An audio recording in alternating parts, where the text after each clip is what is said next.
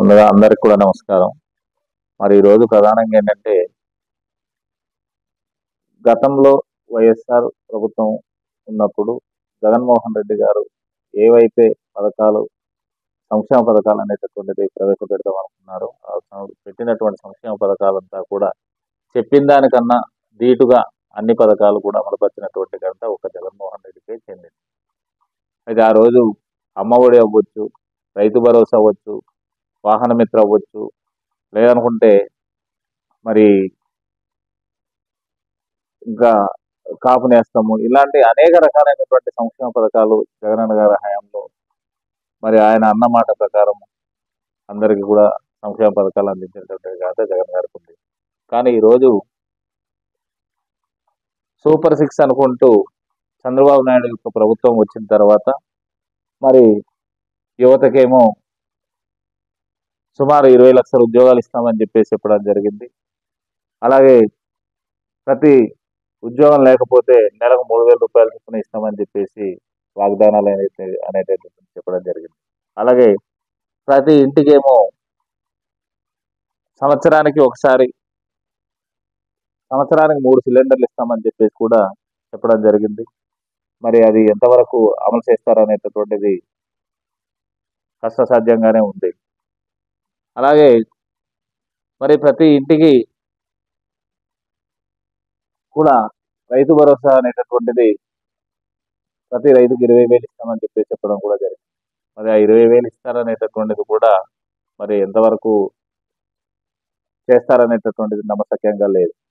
కానీ ఈరోజు ఎందుకు చెప్తున్నామంటే ఈరోజు తల్లికి వందనం అనేటటువంటి ఒక స్కీమ్తో ప్రతి చదువుకునేటటువంటి విద్యార్థి ఎవడైతే ఉంటాడో 1వ తరగతి నుంచి 12వ తరగతి వరకు చదివేటటువంటి విద్యార్థులకి మరి సంవత్సరానికి 15,000 రూపాయలు ఇస్తాం, నీకు ఇస్తాం అని చెప్పేసి ఆ రోజు వేళ్ల పెట్టి చూపించి ప్రతి విద్యార్థికి ఇస్తామని చెప్పేసి చెప్పడం జరిగింది. అంటే ఎంతమంది పిల్లలు చదువుతున్నారో అంతమంది పిల్లలకి కూడా ఇస్తామని చెప్పినటువంటి వ్యక్తి ఈరోజు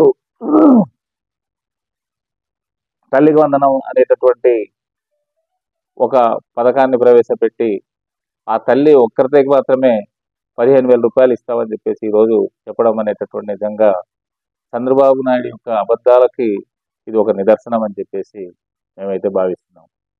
ఎందుకంటే ఆ 15,000 రూపాయలు మరి ఒక్కరికే ఇస్తామనుకున్నప్పుడు జగన్మోహన్ రెడ్డి ప్రవేశపెట్టినటువంటి అమ్మఒడి పథకము అనేటటువంటి దాన్ని పేరు మార్చి మాత్రమే ఈ రకంగా ఈయన చేయడం అనేది జరుగుతుంది. అంటే ఈరోజు పరిస్థితి ఎలా ఉందంటే తల్లి నీకు వందనం, నేను ఇంకా ఆ ఒక్కరికి మాత్రమే ఇవ్వగలను, కానీ మీకు ఉండేటటువంటి ఎంతమంది పిల్లలకి అంతమందికి నేను ఇవ్వలేను అని చెప్పేసి అన్న సంధానం ఉంది ఈరోజు.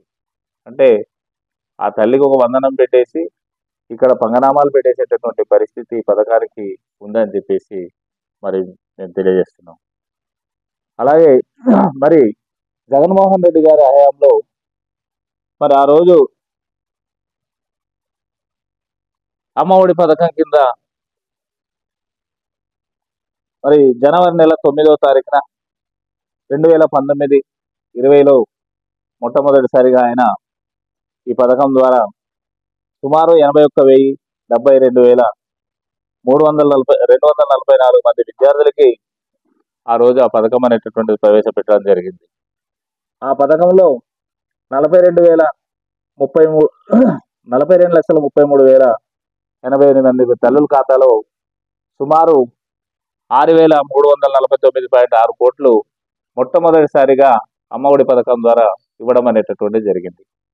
అలాగే 2021-2022 సంవత్సరానికి వచ్చేటప్పుడు కల్లా 2022 జూలై 27వ తారీఖున మరి ఆ రోజు జగన్ గారు 82,6,302 మంది విద్యార్థులకి సుమారు 32,62,419 తల్లుల ఖాతాలో సుమారు 6,302.94 కోట్లు వాళ్ళ అకౌంట్లో డబ్బులు జమ చేయడం అనేటువంటి జరిగింది. అలా ఇలా సుమారు 64 కోట్ల రూపాయలు మొన్న జూన్ నెలలో మరి ఈ సంవత్సరం వేయాల్సినటువంటి పరిస్థితి ఆయన హామీ ఇవ్వడం అనేటువంటి జరిగింది. మరి అనివార్య కారణాల వల్ల మరి మొన్న మరి ప్రభుత్వం రాకపోవడం వల్ల ఆ పని అనేటటువంటి చేయలేకపోయాము.